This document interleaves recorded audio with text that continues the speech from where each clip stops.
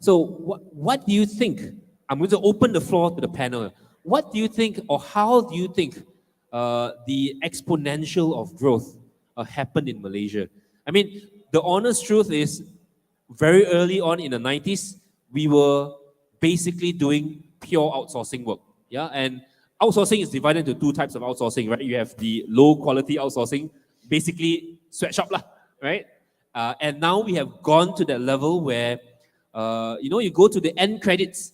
Kalau you main game kan, you go to the end credits, you will actually see, Malaysian names are there, Yeah, you will see the names of Malaysians are there, the names of the studios. How do we make the transition from the 90s, that low quality outsourcing, to where we are today, and even to that next stage where we are actually developing our own content?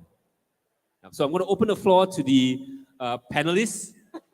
I would say that it's not next stage, it's the current stage. Kaigan and the team has been building IP, and they can share a lot more on what it takes to build your own IP, and where the investment of building IP is sort of the future for the industry. Because IP dalam game industry is king. I think journey of Kaigan tu macam satu microcosm lah, like an example of the flow of what other companies are doing. So when we started out, it was also outsourcing. Of course, outsourcing pays the bill lah. You dapat contract, you dah tahu, you dapat contract kecil-kecil je masa awal-awal saya ambil, RM20,000 untuk buat satu game. Very simple. This is what, 8 years back, do one mobile game, RM15, RM50,000, bolehlah bayar gaji untuk 2 orang untuk 2 bulan kan, settle. But then when we start, doing more and more, we reach a point where we are like, wait a minute, asyik cari contract je lah, And that's the feeling where a lot of game companies and outsourcing felt, I guess, right, in their journey. Like, you're basing your revenue on other people. Any outsourcing business says, kalau ada business, they'll give you happy lah masa tu kan. But just in case, maybe masa COVID, example, right, or some other economic downturn, project get cancel. Kita mesti biasa dengar kan, game yang kita suka, IP baru, IP dia nak buat apa, Resident Evil apa-apa lah kan. I'm not saying Resident Evil, but some other big IP or in development. 3 tahun, 4 tahun senyap je, lepas tu dengar just news, game got cancel. That company was been working on contract, itu je, mati je macam tu. If they're relying that only as the only one source of income kan. And we hear this from big publishers. EA banyak dengan cancel. Microsoft pun biasa they cancel banyak projects, right? So outsourcing company, they see that the trend is their fate kan is dependent on other company. Company besar yang tak kisah tentang dia lah basically. Dia nak product end of the day.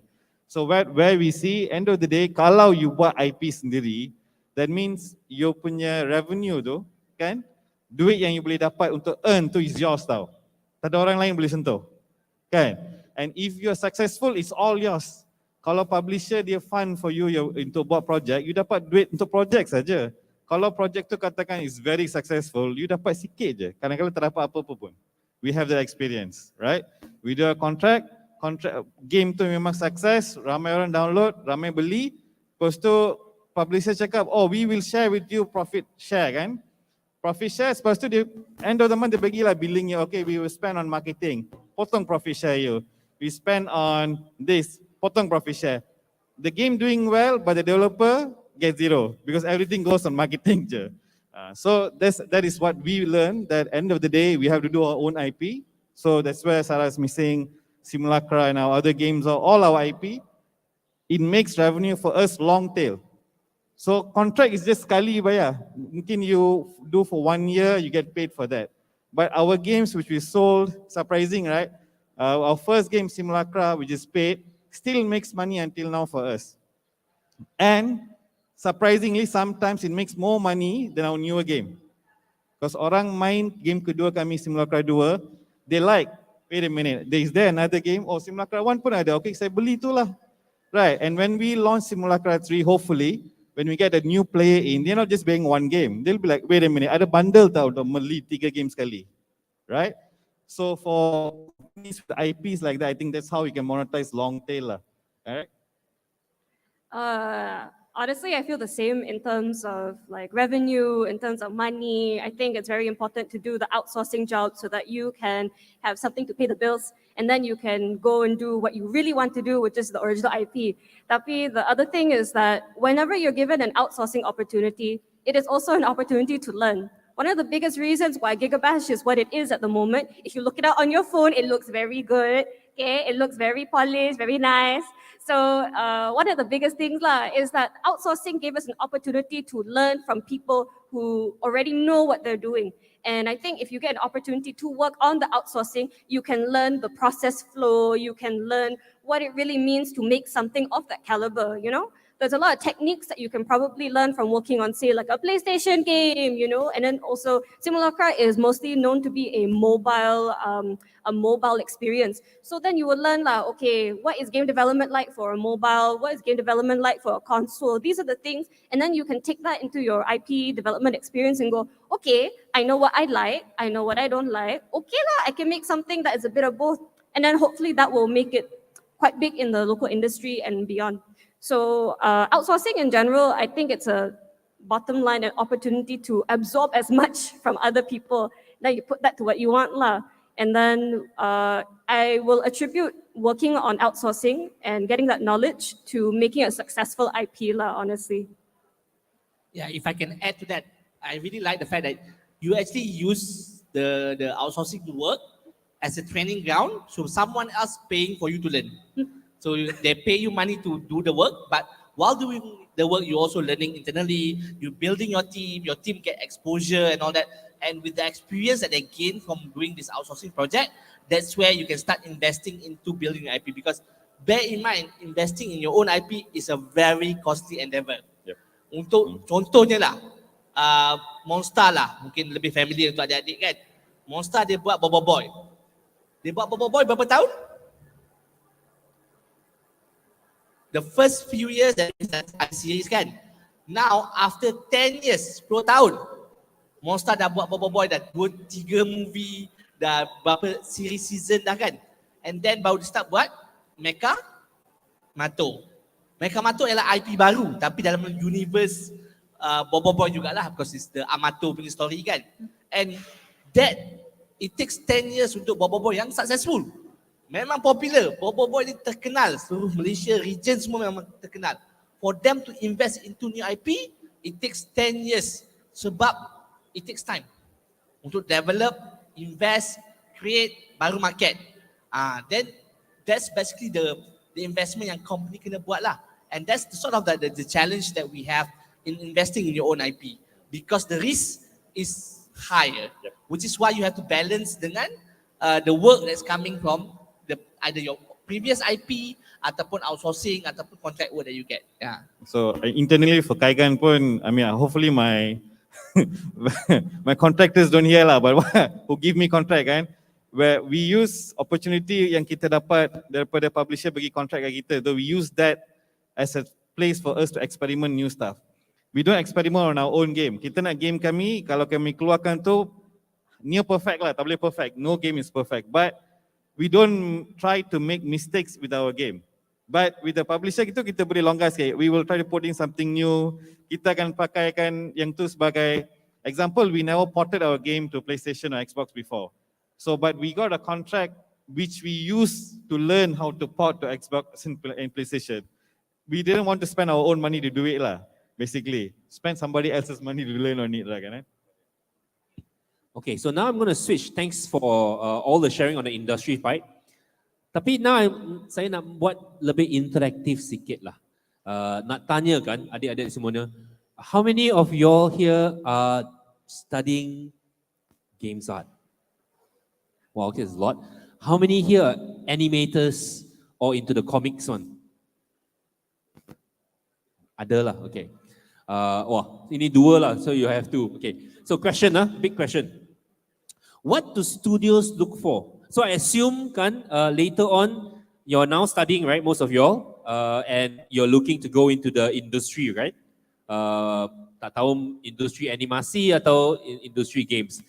But my question today, what kind of skill sets, knowledge, and attributes, characteristics does studios from PlayStation studios to independent game studios like Kaigan Games, or to local outsourcing studios and development studios like Passion Republic? What sort of talents are you looking for? What kind of personality stands out?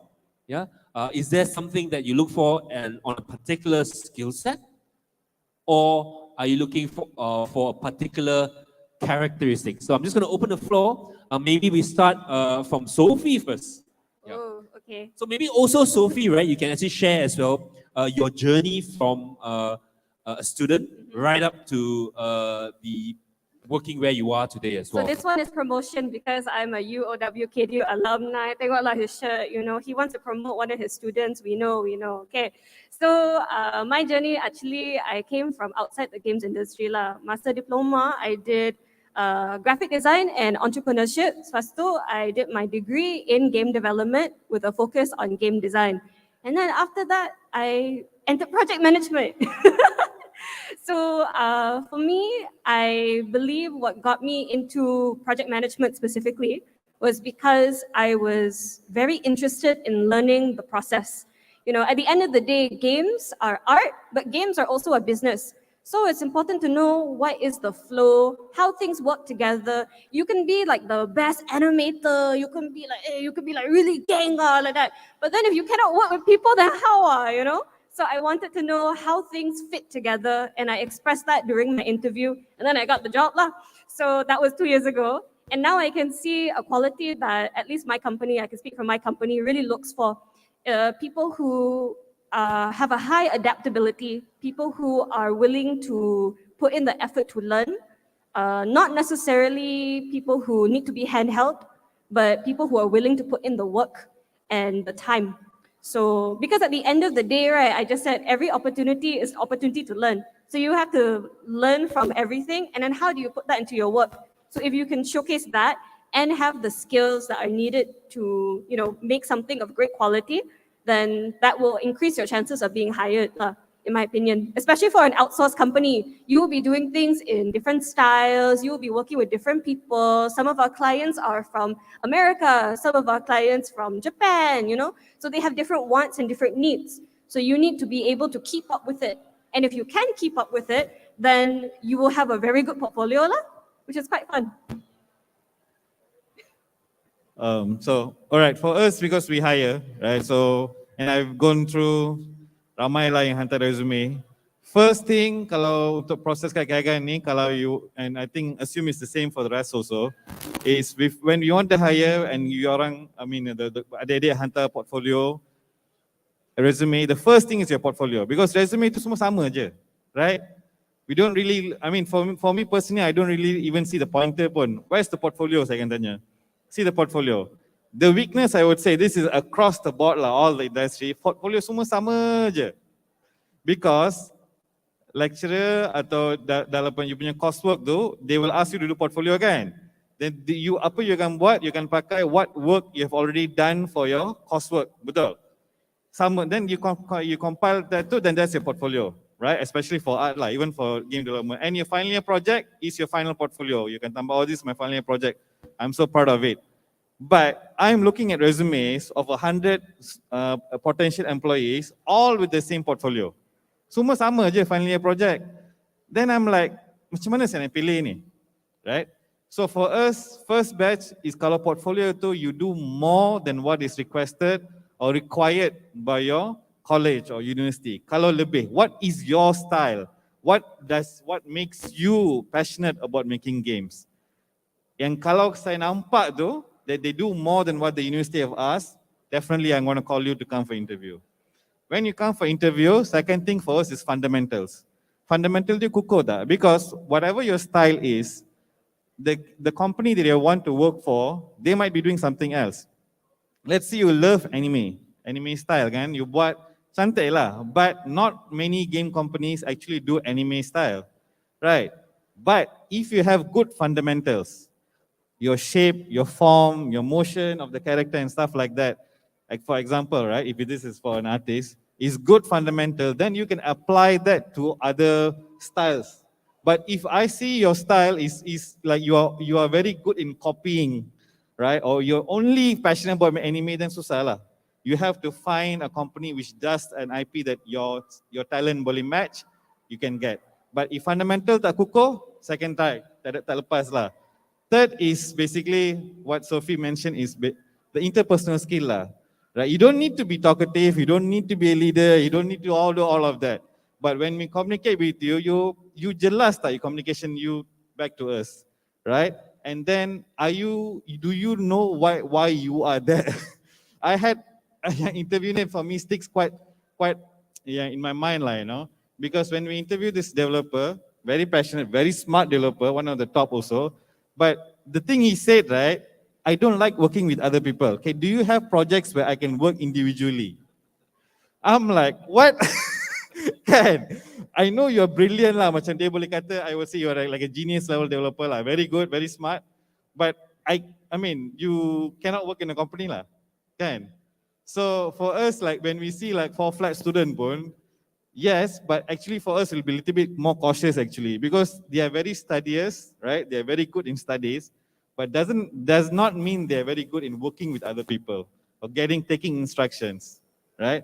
And another thing that we realize also, I don't know, maybe it's just the trend or what nowadays is, they are not good in adapting for different styles or work culture, because I think they are very fit. They are only doing this one thing and I just want to focus on that. We got a level designer, another thing. They want to do only level design. I'm like, no, but you have some background in programming, you know, we have some scripting language there, which is useful for us. But no, I don't want, I only want to do level design. I'm like, mana yang nak pergi buat level design je kat Malaysia? Tak ramai kot. Kan? But yeah, that's our experience lah. Bas. Yeah. So for us, Special Student Malaysia, we are looking at to hire between art, animation, production, tech art, engineering. Those are the 4 departments that we essentially hire for, between programming, technical arts, production management coordinator, animators, 3D artists, concept artists, texture artists. So there's kind of different roles. But I like to kind of add on to what Shah and Sophie were saying as well. Definitely the first thing is portfolio. Portfolio is number 1 and portfolio is king. And touching to what Shah was saying is that it becomes a problem when your portfolio is only contains your assignments. Because there are 30 other in your class that did the same assignment. If they made the same weapon, the same senapang sama je. Kalau dia buat karakter tu macam tu, lebih kurang je. Right? So it's so generic, and the only way to stand out is to do things beyond classroom. So contohnya, kalau programmers join game jam, if your artist join game jam games yang you buat masa game jam is additional portfolio, sebab masa tu constraint dia bukan by assignment brief. Dia tak ikut assignment brief, ikut tema daripada event, and different event have different tema. So the more game jams you join, the more portfolio you will have. Other than that, specific for artists dengan animator, there's art challenges. Art station akan buat character concept mythical, and then everybody submit untuk these challenges online. Join that. Spend your summer weekend. I still remember, like when I was studying many years ago, the university had 3 weeks holiday. So I only go back to hometown, balik kampung, seminggu. Balik kampus seminggu, 2 minggu selepas tu saya akan balik ke kampus balik untuk prepare for the next semester. Saya akan buat small project, saya akan learn the technology yang kita orang akan pakai in the next class sendiri. Self-taught, self-learn. Masa tu YouTube it's not so big, right? So we had to learn everything on forum, buka manual and all that. Those are my portfolio. Bila saya graduate, saya ada portfolio yang berasingan daripada apa yang kena buat dalam assignment. So bila company nampak, kenapa yang BAS ni ada lagi 3 projek yang bukan tak ada dalam batch dia. Because batch tu akan apply company sama je. Your classmate yang sebelah tu akan apply company sama juga. So you need to make sure that you stand out. So the way you stand out ialah buat projek yang bukan assignment. So that's my first recommendation. And That's okay. Yeah. Continue. And if you want to talk about interview, attitude and all that, yang tu memang panjang lah cerita dia. My general recommendation, start with portfolio, have the aptitude of learning. Yang Sophie cakap tu, always willing to learn, because I'm working with someone dalam PlayStation Studios, dia dah ada 30 tahun industry experience dalam animation. And he is still learning on daily basis.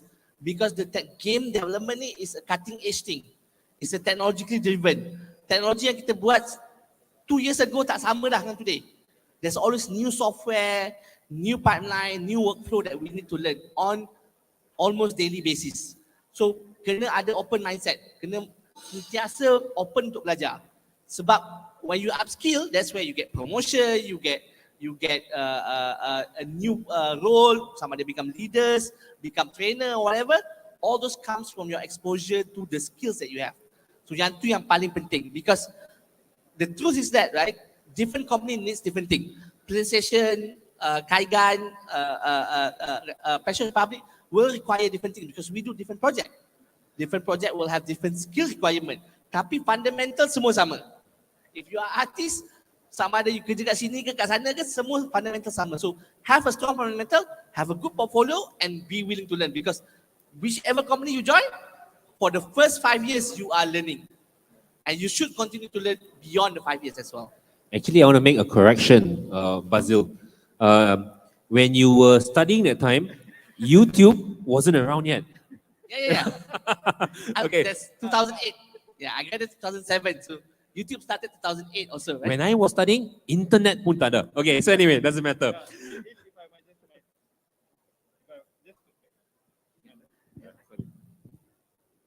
Just to add on what Bas was saying, on willing to learn though, we have 3 founders in Kaigan. I graduate as a physicist. I belajar physics, I bought masters in physics. And I'm the artist, okay? My co-founder, accountant. He's our lead game developer. Dia belajar accountancy. My third co-founder is also an accountant, and he's our game designer.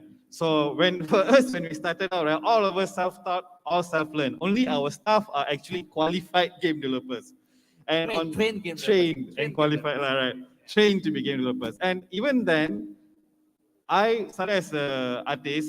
Like 2 years back, when we started our new project, our new IP, I didn't want to learn programming. I'm like, already, dah 30 lebih, going to be 40 already. I want to learn Unity now, tak payah. But you know what, ended up, I'm like, okay, fine. You know what? I learned lah. So I learned Unity, and then at the point, like, just last year, I'm like, we need a technical artist. Anyone want to do it? No, nobody lah. I'm like, fine. I learned to be a technical artist. I'm doing shader work now. And I'm like, I'm at this point 40 already good. And I'm like, oh my God, I'm still at 40 and you guys are making me learn new stuff. But I think that's it lah. You will continuously change.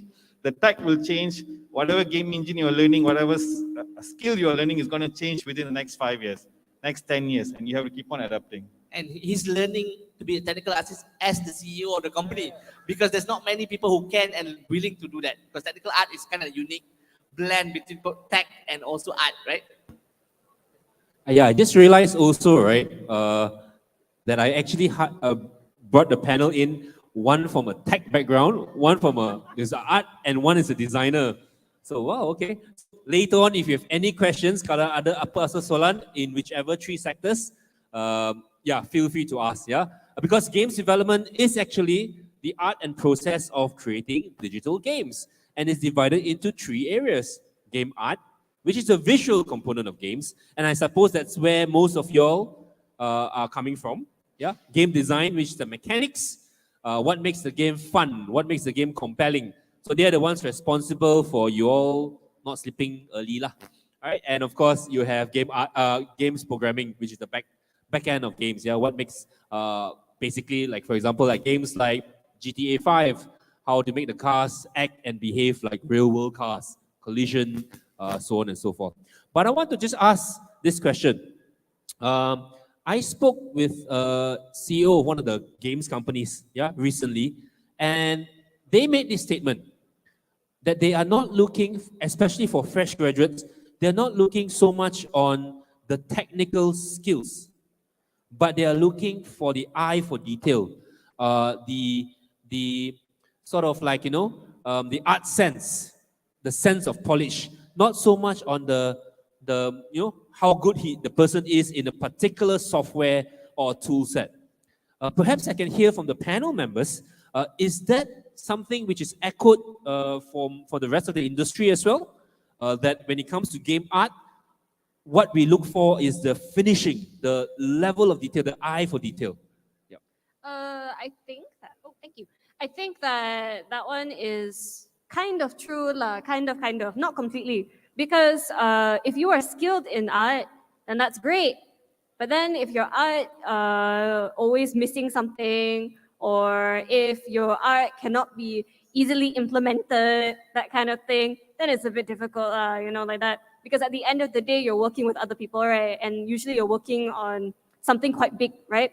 So I kind of agree in the sense where skills are very important, but skills can also be learned.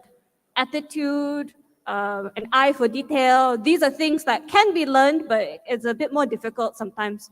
So yeah, that's my opinion on it. So when we talk about the fundamentals, right, it's referring to that. So whether it's programming, whether it's art, right, fundamental is what matters more because it's actually the multiplier to your skills. Skills ni, software changes. The software version yang you pakai this year, next year akan ada update. Unity get updates every 3 months or even like monthly now, right? So software will always change. And skills, software skills like, it's very dependent and it's very dated. But fundamentals doesn't change. Color theory, the same color theory that is been talked about in the Picasso era is still the same color theory that we have today. So the eye for details, the understanding of fundamentals within programming, like how computers are built and all that, is still the same. So that is what is important because whatever technological evolution that the game industry goes through, the fundamentals will stay the same. And without the fundamentals, let's say you go download, let's say Maya software manual, you muntah darah baca throughout the weekend and try to understand every single button you can click. Sure, good, right?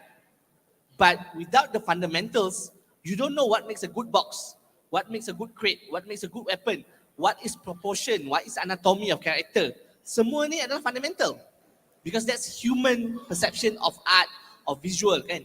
So yang tu lagi penting sebab without those fundamentals, your software skill ni macam you tak boleh nak apply. Because you tak ada foundation, tak ada basis untuk apply. So that's where I definitely agree that the fundamentals is the most important thing and the software skills is actually the easiest to learn and the fastest to learn. And the truth is that whatever company you join, that's where you're going to be trained. Companies are ready to train the software skills because they have their own pipeline, they have their own workflow, they have their own tool set. They will train you to use their pipeline and their tool set. But they don't want to go back and tell you the three-color theory, the concept of perspective.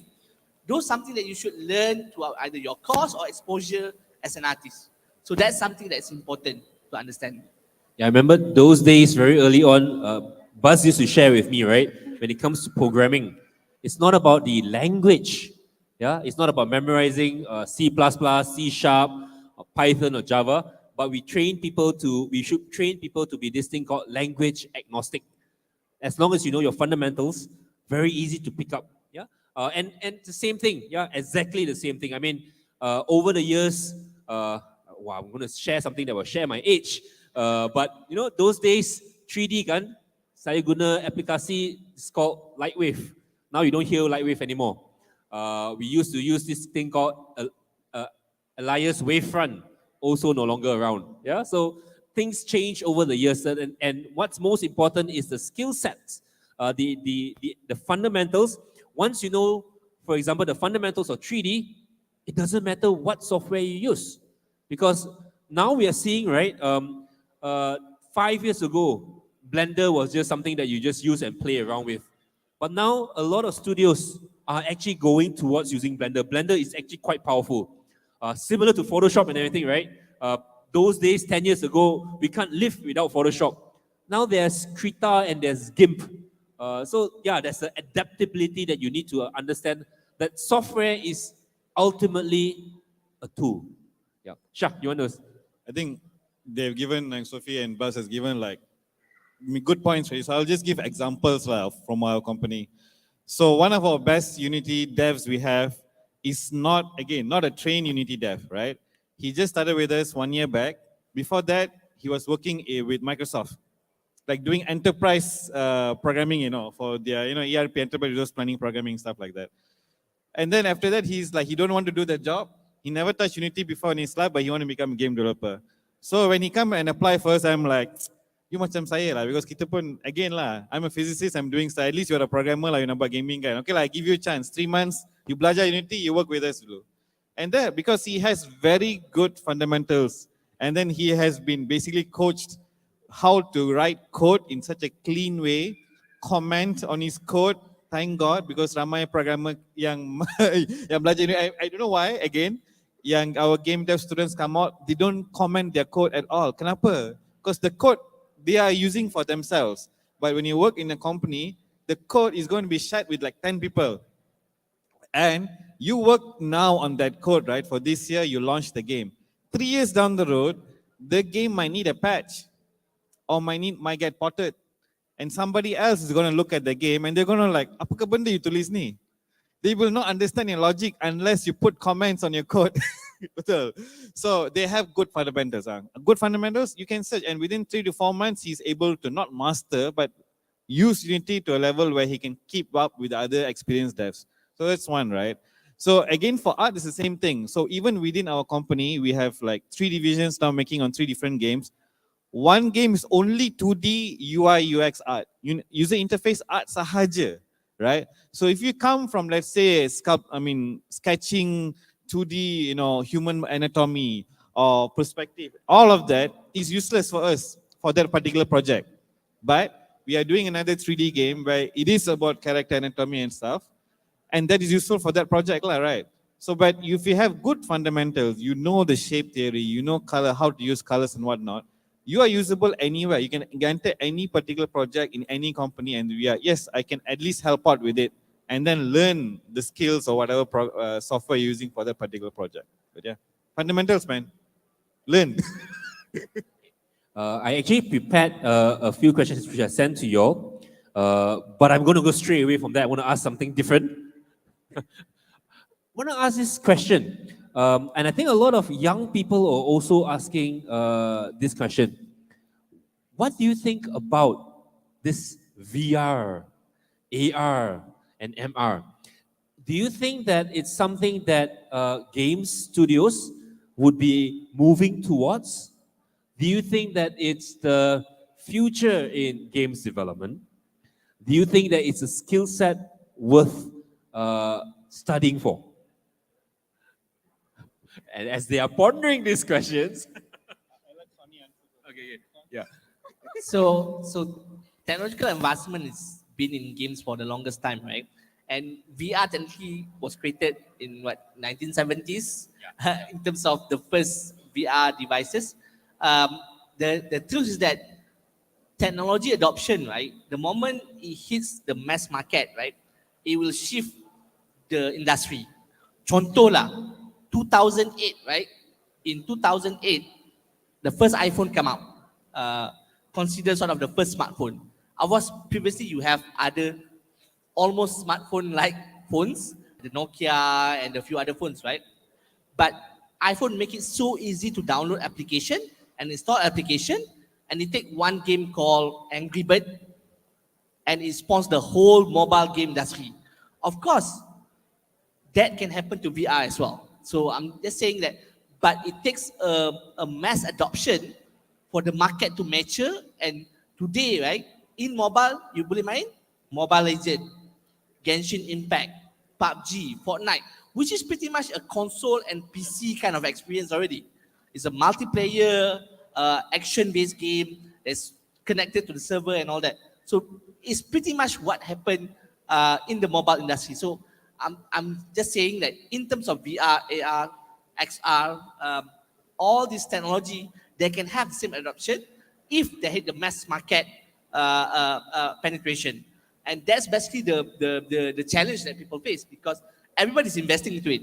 There's Facebook investing into it, there's Microsoft, there's PlayStation investing into it, into VR, AR technology, and it takes one shift and then everybody's going to be onto it. But whether that's going to be the only form of entertainment, no. Today, people play mobile games. Is there still PC and console game? Ada. There's still market for that. In fact, today when people play digital game pun, yang main board game pun ada lagi. Yang main the European board game, there is still enough market for that as well. Growing. So, yeah, and growing. So the idea is that it doesn't replace. It adds on to the market. It adds on to the industry. So if you are interested, if you are someone into VR, yeah, sure. There's a huge opportunity there. The market projection is huge. The application of VR, the truth is that the biggest projection of VR is actually not in entertainment. A lot of the expectation of where VR going to be big is actually in the serious applied industry. For example, training, safety, construction, automotive, all those will have a lot more applied VR technology because it can save costs, it can provide safety, it can scale better than whatever solutions they already have now. So those is opportunity. Not everything that you do with game technology has to be entertainment. In fact, within the game industry itself, we have this term called serious games, where games that are used beyond entertainment, it can be used for education, for medical, all those kinds of things is actually part of the game industry. So this is a sector that if you are interested, you want to make impact to the world, you want to eradicate poverty and all that, save the environment, this is a growing sector. And that's something that you can utilize like VR, AR technology, because that's where the market is. Yeah. Okay. Yeah, so because the main crux of the question is this, from universities, colleges, academies, their main task is to produce talents, right? Because I've heard over the last few months, there is a shortage of talents in the industry. Yeah, everybody is, especially for artists, definitely. But one of the things I wanted to ask is, as an education institution, what are the things that they should focus on to produce talents which are industry ready? Should they focus on things like the emerging technologies, or should they go back to basics and teach, skill sets and the fundamentals and purely just that? Hello. Okay. I think it has to be a balance, right? But how to say this? I think right now what we are seeing is an over focus on getting people employable. There's always been a Malaysian thing. It's good, it's fine. We want kids when they come out, get a job, right? But it's not about so that what is the tech the industry using? I think that's like the wrong question lah. So what it comes with the expense of poor fundamentals, right? And it's not like, oh, just this year I'm looking at it, right? It's been there for the past few years. Like, I mean, my experience hiring for like 6-7 years, poor fundamentals has been like the basic thing, like, you know. Some kids come out with good fundamentals. Maybe they just, spend more time doing it, or they have spent a lot of time working on their stuff, so they develop their own fundamentals or whatnot. So if for universities, first thing, I think at least the first year, focus on really hammering down the fundamentals. I know it's boring. When a kid comes to learn animation, first year, dia tak nak lah belajar tentang basic fundamental. How do I animate this character, right? Bouncing ball. Yeah, bouncing ball. What the heck, right? But you learn your squish and your squash and whatever, right, in the bouncing ball. People, I understand it's boring lah, Yeah, 12 principles animation stuff. Yeah, I know it's boring, but I think the boring stuff is important lah. So I think it's university to find a way to make it interesting. Fine, but teaching them upcoming technologies, I think crypto should have been a stuff that the kids should have been learning like a year or 2 years back, right? Because the boom, I don't know, the boom has happened or is it happening? It's hard to say lah. The market is so up and down at this point. But it is also a very dense subject. Example for crypto. For VR, again, it is a technology. If as an indie studio, I would not invest in VR games. Why? Because again, indie studios, we would go into a mature market with unique IPs. I think that's the strategy of indie studios. Indie studios would not go and invest in new tech because that's extremely expensive. That's what a startup is supposed to be like, A startup burns money to invest in a new tech in the hopes it becomes mainstream, mass appeal, and they make money from there moving forward. But it's an indie IP studio. You go into a mature market, we have easy distribution. It's like distribution is solved for you, right? You go into Apple, what do you call this? App Store. Distribution is solved. You just need to put a game there. You do your marketing, you get your fan base, you can sell your game, right? Because distribution and making sales is the hardest for indie games, right? So VR games for indie studio, for me, I would not invest money in it because it's so hard to sell. Because if a game should have made money, $1 billion sale, right? It should have been Half-Life Alyx. But I don't think they made that much of money, because it's literally a Half-Life IP made by Valve. And that should be the maximum amount of money a VR game should have been able to make, I would say, in a sense. But I think Buzz want to disagree or agree? No, I think it is a big investment, and it takes IP as well, really established IP. For example, like AR technology, right? The most popular AR game today is Pokemon Go, right? The company that actually make Pokemon Go, Niantic Technology, they actually make another game before that.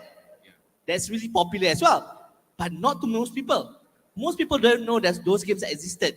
But what they did, with the moment they combined with Pokemon Go, suddenly the whole world like, oh, there's a Pokemon Go craze, right? Suddenly your auntie, uncle also start Pokemon Go and running around shopping mall, finding gyms and all that, right?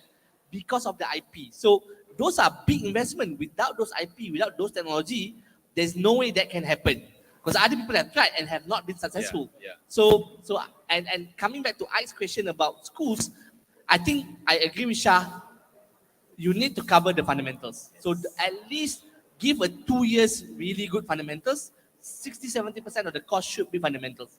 The last 30%, you can do sort of applied of the fundamentals. So my recommendation, depending on the faculty, interest, teaching staff, and focus, you can pick one. Either it's mobile games, whether it's art production, AAA art production, whether you take VR, you can add those as a sort of a flavoring on the top, but don't change the actual substance of the talent.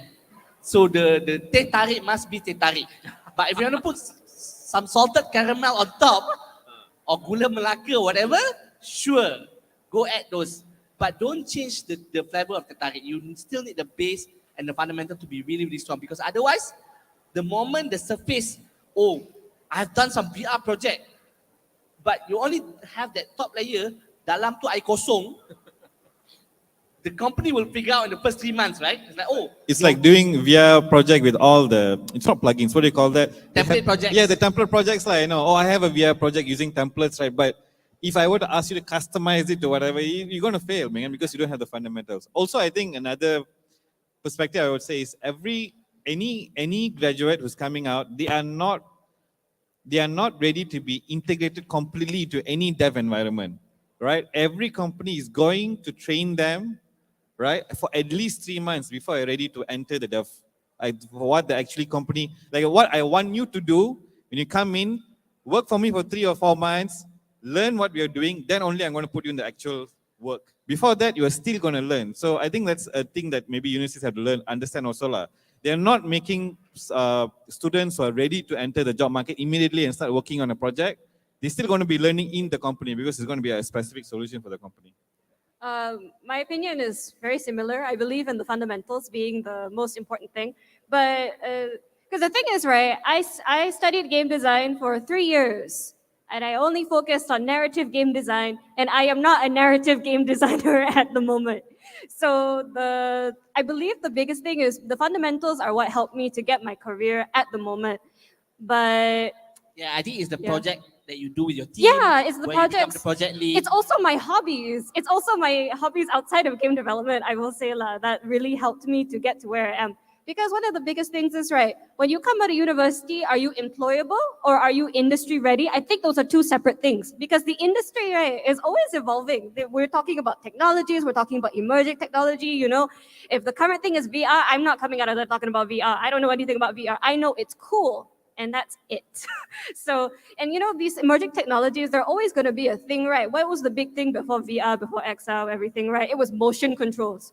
As if motion controls is really going to be a whole subject in school, right? It's more like it's the flavoring, it's the topping. It's good to have, but it's not a necessity. If you don't know how to make the ball go up and down, then how can you expect to do like the anime Sakuga kind of movements, So I think that's also another factor to keep in mind. In terms of industry ready, again, the industry is always evolving. You will never truly be industry ready coming out of school. You will be industry ready when you enter the industry. When in you whatever are in the stage. industry and doing the work, Yes. that's when you are industry ready. Yeah, exactly. Like, have I been a game developer for many, many years? Yes. But have I been an industry professional since 2020? I will say those are two separate things. But that shouldn't change. Like you shouldn't go into it expecting, oh, it's going to be awful because I'm not on par with everybody. Nobody knows what they're fully doing because everything is always changing. So the fundamentals are what's going to supplement you so that you can get a job and you can do what you want to do. So that's what I think the schools can do, lah. Keep the fundamentals. I'd like to chime on that. I think it's really good to say that you are industry ready when you finish your probation and you didn't get fired. Yeah. Right? So let's say you have 3 months or 6 month probation, right? If the company choose not to fire you, essentially you are industry ready by that point. So that's the reality of it, right? So you want to be employable, you want people to be interested to hire you and give you the opportunity to learn and work in the studio on an actual project, on an actual work, and that's when you are essentially being ready. Yeah. All right, that's really awesome insights and sharing. One last thing, so the games industry has gone a long way, right? We have evolved over the past 30 years, 30 odd years, right? And I remember those days very early in the industry, similar to animation, it was predominantly males, right? Animation started off that way. We've seen it change. Games industry has also evolved quite rapidly, and nowadays we like to talk about diversity and inclusion. So I noticed as the panel was sharing, there are some ladies here as well, females here as well. So Sophie, you are part of the Women in Games Malaysia. What has spurred on this? There are more and more girls coming into games. What has spurred this sort of like awareness? And do you think that this is something that will change over the next 5 to 10 years in games? Will we see more, a bit more equal, ratio between male and female in games? What do you think? So on the topic of diversity and inclusion, I believe it goes beyond gender and race. It's also in age. One thing is everybody here has such varied experiences in the industry. So I just want to highlight that. It's very interesting, But on the topic of women in games, so Women in Games was created specifically because there needed to be a safe space for women in the game development industry to speak up about any comments, any grievances, anything that they had to say about the industry. And because it is a very male-dominated industry, I was put on this panel because it's like, you talk a lot about women inclusion and games is mostly for men. What do you think? So now I'm here. And I think that we've come a long way. My company in particular, it feels relatively equal. It's not that many, it doesn't feel like a boys' club. Let's put it that way. My company specifically doesn't feel like a boys' club. The industry in itself, it still feels relatively like a lot of men at the top. But that's mostly because women haven't had the opportunity to be at the top yet. So I think in the future, there will definitely be more space for women to hold positions of power in management, in making the changes in this industry. I think that places like WIG are very important because, when you're a university, right? Okay, when I wanted to do game development, my mother was very concerned. My mother was, she was like, I saw the Law and Order episode about games and game developers. Are you sure? And then so I had to convince her, yes, you know, I'm very strong. If anything, I will rely on the lecturers and I have friends and I will make more friends and I will make them all scared of me. So it's okay. And then I got in there lah. And then my batch was about 22 students, only 3 girls. One changed. And then I was the only female designer out of 3 designers. Then there was 1 female programmer. And that was it. That was my graduating batch. So I made it an effort to be very vocal. I made it an effort to be the most obnoxious person in the room. So the lecturers have no choice but to listen to me. And I think that by me taking these kinds of steps, it is paving the way for more women lah. Like I hear about game designers in KDU, there are the designers, there's maybe like 10 of them, and then at least like 5 to 7 are also women lah, which I think is quite good compared to my time, right? 1, me, that's it. So I think we still have a long way to go, honestly, but the industry is still evolving. And then there's people like me, there's people like the people who are in Wig Out, the panel, that are continuing to make that change. And also it's good because now we have the perspective of other companies that are also open to hiring women, and these women are also holding good positions, and these women are, you know, making the changes as well. So there will be changes in the future, and there is more opportunity for change, and it's happening. Yeah. Okay, thank you, Sophie. Okay, kita ada 15 minit lagi. So pada masa ini saya nak buka, I want to open the floor to apa soalan.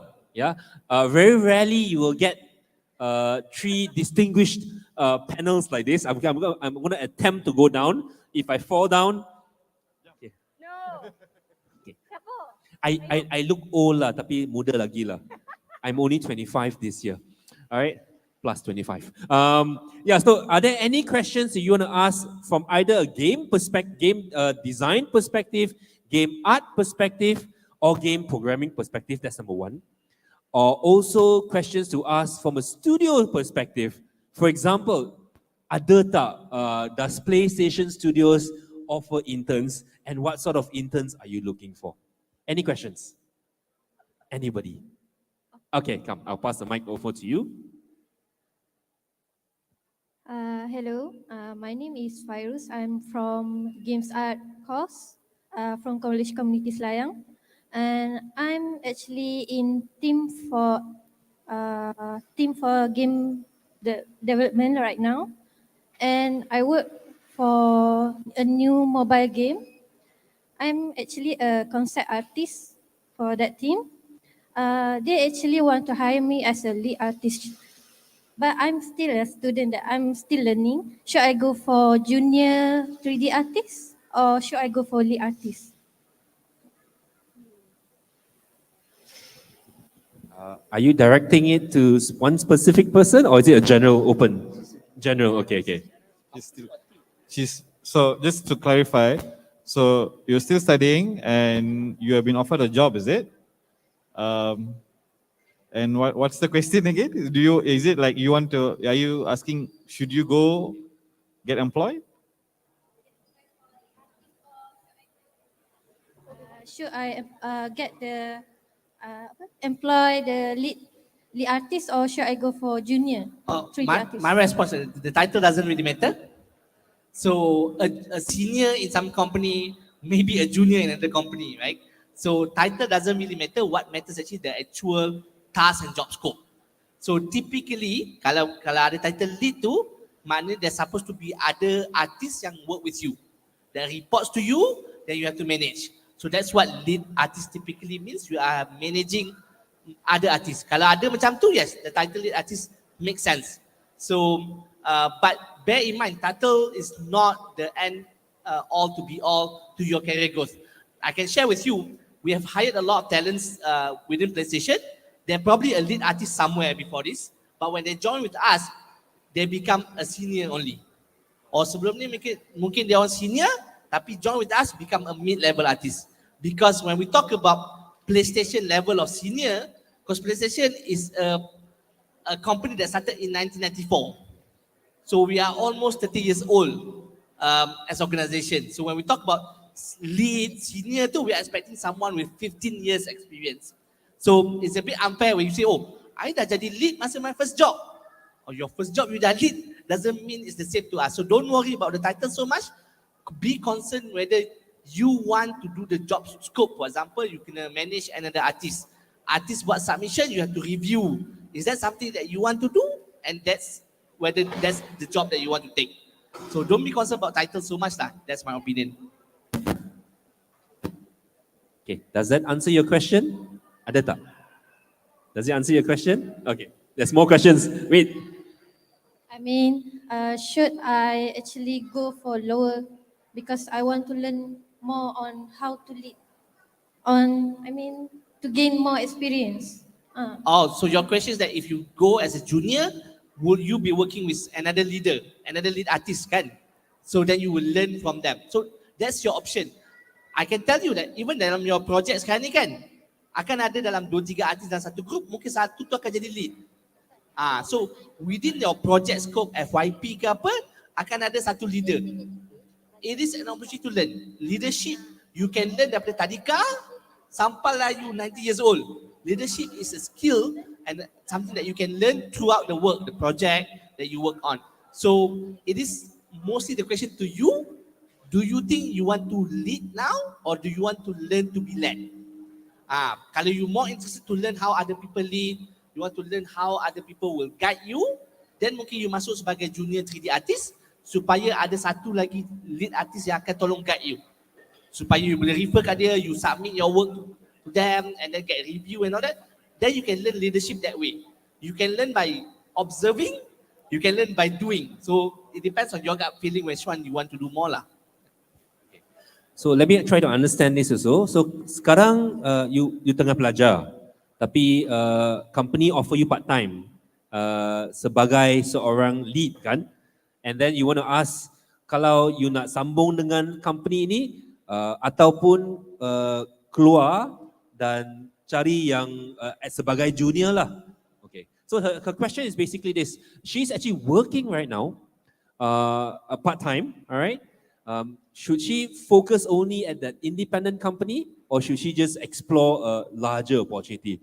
For me, okay, it all depends on what that company offers.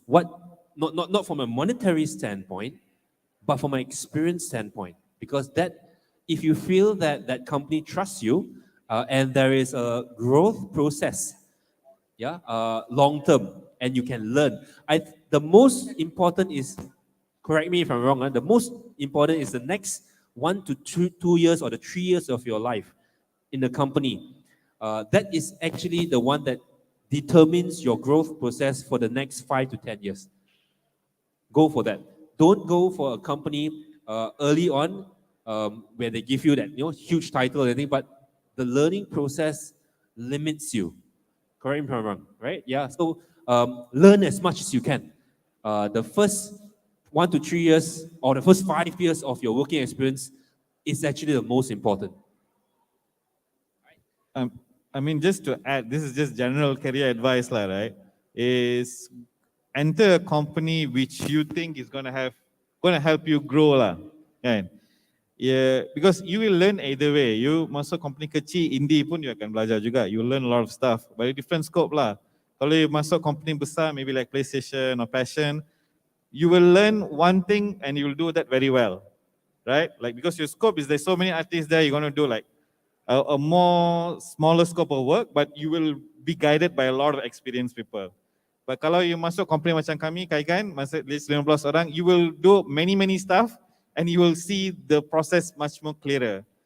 You still learn a lot of stuff, still valuable. Tapi yang mana yang is interesting for you? Some people love to work in a PlayStation or big company, they want to masuk Ubisoft. Okay je. Some people, they want to work with smaller companies, indie game studio. Dia nak buat IP kecil kan. Tapi they want to contribute more to their IP in that sense. Contribute different things as well. Yeah, different things as well, right? So which is also fine, right? So which is important for you, which you think will make you happy in the long run, right? Yeah, it's really about your end goal lah. Do you see yourself being in the future when you're not studying anymore? Kan? Are you going to be a lead artist of a original IP? Is that what you really want to do? Then you need to take the steps to head towards that goal lah. If you see yourself being like a smaller artist, but big IP, working in a big team, then you work towards that. So when you have an idea of what the final goal is, kan, then you will know a better idea of what are your steps you're going to take towards that. I'll just add to that, right? I think the decision making, if you talk about that, right, is it depends whether you have a specific goal that you want to achieve in your career. For example, I agree with what Shah say, tend to be when you join a larger studio like PlayStation, Bandai, Streamline, Lemon Sky, because we have a team of 100, 200 people, right? A lot of the roles are already very specialized. So if you come as an asset artist, you'll do asset art. If you come as a concept artist, you'll do concept art. So you will not be able to do a bit of everything. But if you join the smaller indie studios, because they don't have that many manpower, but they have the wide variety of work as well. They need to do concept, they need to do UI, they need to do character design, they need to do visual effects design and all that. So everything also, you might have opportunity to volunteer yourself. Hey, maybe I can help to do the explosion effect, even though you are a character concept artist. So that's something that you can expose yourself. So the answer to me is that whether you already decided what you want to be, or you want to try a bit of everything to figure out where you want to be in 5 years' time, in 10 years' time, in 20 years' time. So going indie will help you to have a taste of the buffet of the sort of the job scope within the game industry. You try satay, you try chiu chong fan, you try chapati, right? Or what's chanai, right? You get a bit of flavor of everything. You know which one is your favorite. And then you can push and specialize from there on. But if you're already clear, masa you masuk, join your diploma pun dah tahu, saya mati-mati nak jadi concept artist. Or saya mati-mati nak jadi 3D artist, buat character. Then you are very clear on that, then you can specialize early. That's pretty much your call lah. Just one last more, and jangan stress lah, you know, oh saya masuk company besar, stuck macam tu, tak ada. You can still learn, experience, and by the time you feel is right, move on to an indie studio. Indie studio will appreciate also because you are coming from example a big company, banyak benda you dah tahu kan. Or from an indie studio, kalau you masuk indie studio, jangan risau, jangan fikir oh itu je lah hakikat saya sampai mati dalam indie studio, tak ada pun. My staff ramai orang pun yang di-interview oleh company besar-besar. Then I'm like, you nak pergi ke? Tak apalah Syah, I think I suka kerja sini lah. Okay juga, right? But so it's not like an end lah, you know, you masuk tu itu je lah hakikat you, tak ada. You can still move around. The industry is fast moving, there's a lot of new stuff happening. But yeah. Hello, testing. Hello? Okay. Hi, I'm Harry. I'm a VFX artist from Passion Republic. Earlier, you guys mentioned that one of the things you guys value the most are fundamental skills. I'd like to ask like all three of you from each of your perspective, like what are the core fundamental skills that you are looking for the most, especially from like fresh graduates and new employees that you're looking to hire?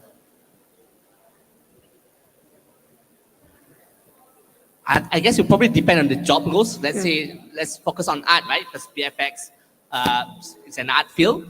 I'll say the first fundamental that is kind of like the one that companies tend to value the most is art sense. So when we talk about art sense, actually is your ability to know what looks good. And the question is that how do you know something looks good? Because sometimes art can be subjective. Some people like anime, some people like Western style and all that. But within anime itself, there's a good looking anime. And within the Western style also, there's a good looking Western style. So the answer to that is probably exposure. You need to be consuming a lot of content. You need to know what's the industry benchmark. Because when you say the best anime, people tend to agree it comes from few studios that actually does really good animation, for example. So same goes to sort of different fields. Other than that, is all the basic principles. Within art, you have the art principles, design principles, the elements of design and all that. Those are something you need to know by heart and apply it to your work. So when people tell you that the perspective is wrong, and you can't tell yourself that you don't understand why the perspective is wrong, there is a problem there. That's where your fundamental does not provide you the knowledge to know that you did not do the good job on getting the perspective right, looking right. So those are something that I think a lot of the studios would probably focus a lot in terms of when they look the art sense and the sort of basic fundamentals in terms of design, art in animation, as the animation principles and all that. That's something that they need you to know by heart. Yeah. Maybe I can add on that.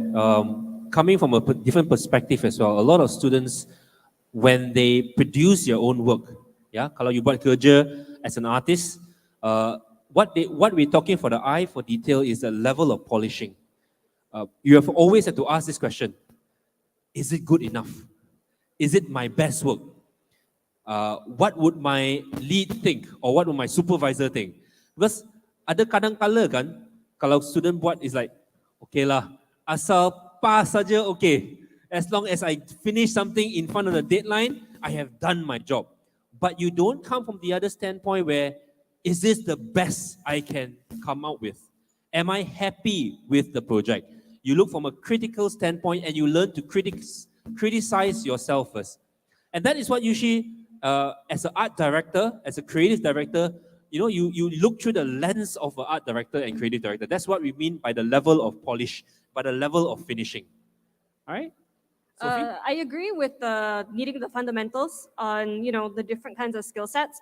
But for me personally, fundamentals also include your soft skills. These are things that are very important when working in a team. Some of these soft skills include your confidence, because you think about it, right? I don't know if this is a Malaysian thing or not, or Asian thing. Tapi we're always told to be humble, right? But being humble is not the same thing as lacking confidence, in my opinion, because it's like, you imagine, right? You've done your concept art or whatever. You present it to your lead, and then the first thing you say before they can open their mouth, right? I don't know. It's not very good. Maybe if you liked it, you tell me. All you're doing is telling them not to trust you, which is something that we cannot do in a company lah. We are all working together. We all want to make something good. You need to be confident enough in what you are presenting to somebody else. You need to be able to communicate that. Not being cocky. Nobody says that you need to be like, my art is the best. If you don't like it, then I will leave. Wah! Nobody says you have to do that. But you need to have the confidence in your own work so that you can present it to somebody else. Because at the end of the day, right, they will have to okay it. But how can they okay it if you yourself not okay with it? That's also a big deal. So confidence is one thing. Then communication, understanding what needs to be done. If your lead tells you, we have this concept art piece, we have this piece of animation, 3D animation, it needs to be done by this period of time, and it needs to have this, that, fully rigged, then you know what needs to be done. If you have problems with it, you need an extension, you need to be able to communicate it as well. You cannot just be like, I cannot do like a little bit of this, I cannot do, cannot. You have to just say, hey, I need more time. Maybe someone can help me, because you're communicating effectively. These are some of the things that I consider to be fundamental, especially when working in a bigger company, or any company that is. If you're working in a team in general, just one other person enough. If you cannot convey this properly, then what are you going to do? So yeah, and then also you need to be very resilient. You can't give up very easily because it's going to be hard. As much as games are fun, game development is also fun, but it will have its time where it's difficult. So you need to have that kind of determination, that kind of resilience to keep going. Of course, you don't want to push yourself to the point of destroying your mental health, but you also want to be able to get critique, understand it's a critique of your work, not on you as a person, and then put that towards the next thing. So these are some of the things that I think are very important now. My name is Raden Arizufaka, and I'm from College Community Selayang and currently studying games art. I have a question about the level of precision in the workforce. You see, I'm asking for a friend actually, which totally not me. Understood. The question is, the level of detail in games art is very important, as you guys said earlier, right? What if I may not meet what if the person have an illness such as color blindness, which might disrupt the process of the art and the workflow? That is there still in favor of not me, my friend, to work in the art department if I have such illness, or there is no more spots?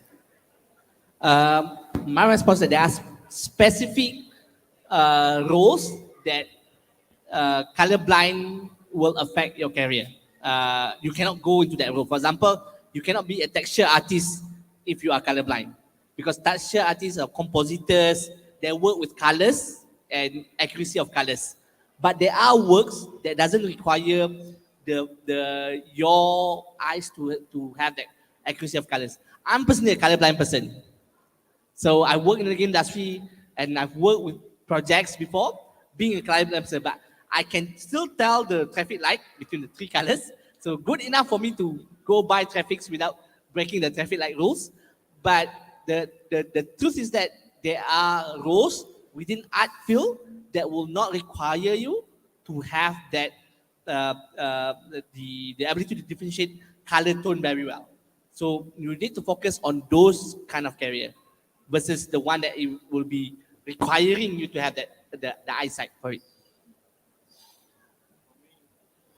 For me, is like zero impact lah. I would say. I mean, for at least for Kaigan, because I think there's a lot more stuff that needs to be good before someone having color blindness being an issue where it's going to impact the work. Like we have staff who's also like deaf in 1 year, and like it doesn't matter at all. Like day-to-day work, like zero impact. We have staff, they have physical disability as well, and also like zero impact lah. So I think, yeah, for me it doesn't really matter lah. But I think what Buzz says, again, I think this is the viewpoint of from big studio to a small studio, because big studios, again, more highly specialized work. So the impact of being a specialist with some color blindness or whatnot, the impact might be higher. While compared to us, it's like, many people or few people doing a lot of work, barely any impact for us, like. I think it's true. It depends on what role, your friend, right, wants to take. It depends on what they want to do, first of all. And then also it depends on the company that they go to lah. Some places, they really need to know these things so that they can find a way to help the employee in the future. For example, right, we have a concept artist. If I'm not mistaken, he's colorblind. And, so what happens is the company has taken the steps to sort of make any fixes if need be lah. So typically it's like, I think they will work on something and then somebody else will check it. So because the color blindness is color, not the values, right? So at least if the values are correct, then maybe somebody else can help them out, that kind of thing. So don't limit yourself, your friend. Don't limit your friend. Don't limit your friend. Look at the company culture. Look at the role that you want to do. See what the impact level is. There's always going to be an opportunity, and accessibility also very important. So the companies will make the allowances for your friend if they want to hire. See how it goes. Yep. Just to add on that, specifically on today's event, right? Comic will have very clear distinction as well. If you look at the credits of any comic, they have the penciler and they have the colorist. So the colorist definitely need to work with color, but people who do pencil, they do the line art. Yeah, you don't need to know color, right? You're just drawing with one pen, create the form and shape. So those are sort of very different roles that you can specialize into, knowing your own personal ability. And that's something that I've seen really good concept artists who draw line art only. The moment they'll color, it'll be ugly generally. They're not colorblind as well, but they're not good with colors. But which is why they work with people who do good colors. They work with colorists who will fill in the color when they do the line art. And that's quite common in industry as well. So don't look at it that you have to sapu and do everything. You find your strength, focus on your strength, and then build your career upon that. Yeah. Just be upfront lah. That's it. Most companies are like, okay, this is my skill set, this is what I do, and I have this color blindness. I'm like, okay, fine, we'll work around it lah. If your talent fits what we need, blah blah blah, and we just know what maybe this might be an issue, a pain point. We just keep it at the back of our mind. Companies just work around it. At this point, it's like, yeah, it's very something that just needs to be like, it's like a checkbox. That's it. As long as people are aware, people can work around it. Yeah. Hello. Hi, sorry. Sorry to interrupt, but I heard the question and I was like, oh, I can answer that. Hi, everyone. My name is Yachi. I'm from Streamline. Sorry, guys, to be hijacking the question. I was just planning on attending, but the colorblind question came out. I was like, oh, we actually have an artist who is colorblind in our studio. And the person came in as a concept artist, as an illustrator. And he went on to do texture work. And I think the biggest thing about games is that we have the advantage of having digital art. And with digital art, everything is in values. So if you're willing to put in the work, if your friend is willing to put in the work, there is no limitations in that. You just have to put in the extra work to make sure that you're able to go around the problem like what they were saying. But we have the advantage of working in digital art. And this is definitely a challenge that you can overcome as a person. And I think in terms of company, as your friend is looking for jobs as well, just be on the lookout as you're doing the interviews, because proper companies will have no discrimination laws in their process. And if they exclude your friend just because of their color blindness, then that's something for you to consider if that company is really something that you want to pursue applying and getting into. Thank you. I hope this helps. It's a pleasant surprise. Streamline Studio did portions of Street Fighter 5, Final Fantasy 15 as well. Yeah, so see everybody looking there. Okay, resumes already. Yeah. Okay. I think we have time. We actually past time right now. But maybe I'll just open the floor for one last question. Kalau ada satu soalan lagi. Okay, last question. All right.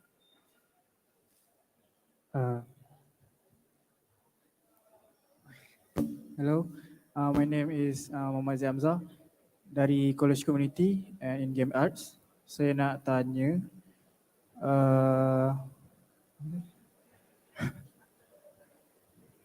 untuk untuk fresh graduate, untuk interview ke certain industri, mostly macam saya minat ke music artist, tapi saya tak dapat banyak support untuk learn and something like that. But saya more experience to 3D artist. So should I go for the portfolio untuk letak dalam portfolio 3D artist or atau lebihkan kepada music artist? Like, music artist untuk in game industry. Adik cakap music ke tadi? 3D artist atau apa tu? Music. Music. Audio lah. Audio. What are you interested in? Yes. You minat apa? Minat music ke minat 3D? Kalau kerja kan nak buat lagu ke, nak buat sound ke, ataupun nak buat visual? Buat audio untuk games, macam background. Audio untuk games. Okay. So that's your portfolio lah. Because again, it doesn't really matter. End of the day, kalau you boleh tunjukkan portfolio audio you, and if that's something that you are really passionate about, memang you suka buat benda tu, please do your own portfolio of audio. And again lah, I know you said, Adik cakap tak banyak guidance, right, on doing audio engineering, because it's true. Memang tak ada skill set tu setahu saya lah. It's memang very hard for us to find that skill set. But we want audio engineers. Like for us, for Kaigan, we memang perlukan audio engineer. Kita outsource je, memang tak ada orang. So if there is something that you are coming out, you're really interested, you have to learn on your own. Self-taught, self-learn, do a portfolio and you come out and you can say, yes, this is what I want to do and this is my portfolio. I'm very sure there is people or companies who look to hire audio engineers. Even though you're not like trained to be an audio engineer, it's fine, I would say. Portfolio is for us, is more important lah. Yeah, so there's two ways to look at it, right? One, you're already in an art course, tapi minat buat music. So one option is to complete your art course still, complete it. At the same time, I would recommend to build as much portfolio untuk music, but that's your true passion. So contohnya, you ada batchmate 10 orang, semua buat project tak ada audio. You volunteer, you pun kena buat kan assignment tu.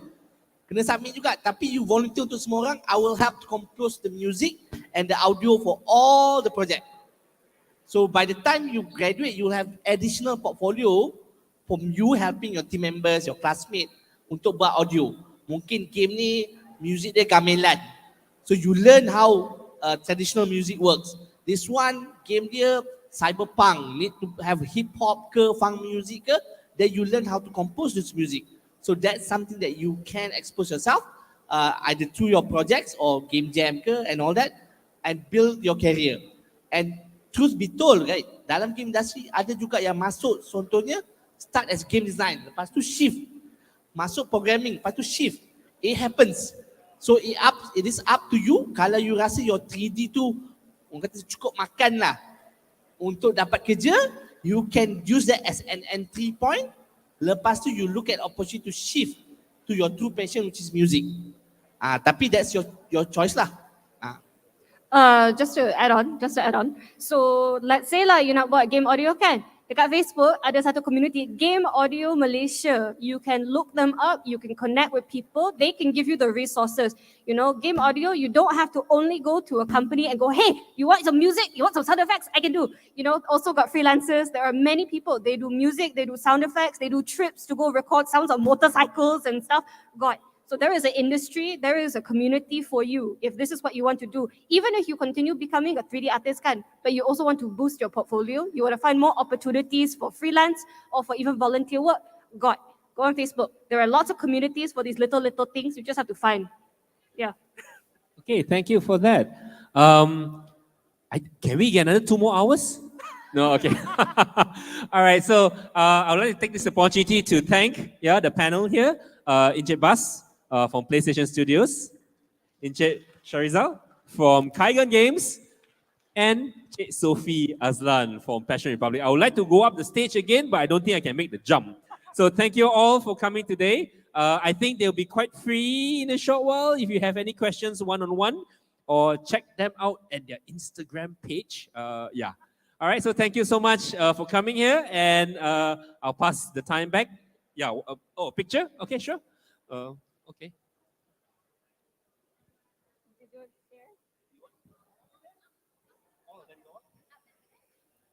Do you want to take a picture with the panel list? Okay, yeah, everyone's so excited.